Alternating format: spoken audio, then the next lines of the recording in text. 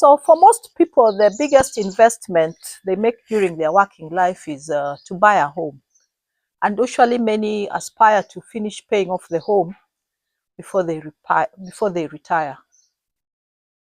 So yes, it's clear we want to have a home before we retire. It's noble. But I have one question for you. Yes, the home is your biggest financial investment as you prepare to retire. What about your health? I really hope today you can answer this question. What is your biggest health investment?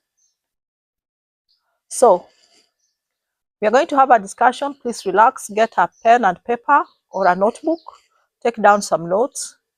And also, you may wish to relax, take a cup of tea with you or a glass of water so that we have this conversation.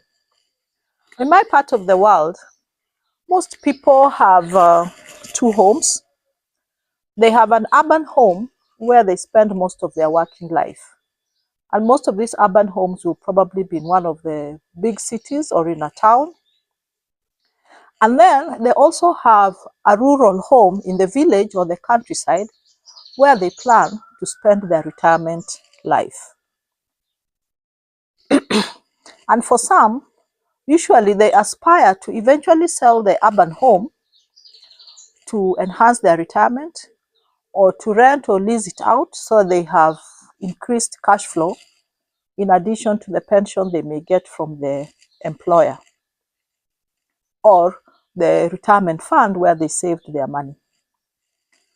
And you find that for the many Africans in diaspora, many of them still aspire to come back home.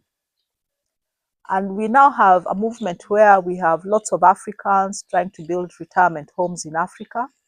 And actually, some really work so hard. You find somebody works 2-3 jobs, stays in a small room in America or in the US or in the UK, so they can just save money to build that retirement home.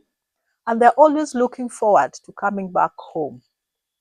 And many of these Africans in diaspora end up with 3 homes. We have a home in the US or UK, because that's when most of them are. They also have a home in a big city like Lagos.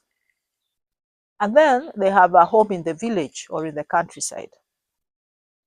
In recent time, we have a number or an increasing trend of African Americans who are now moving back to Africa to retire. Unfortunately, there's one truth most of us really don't think about, we don't face.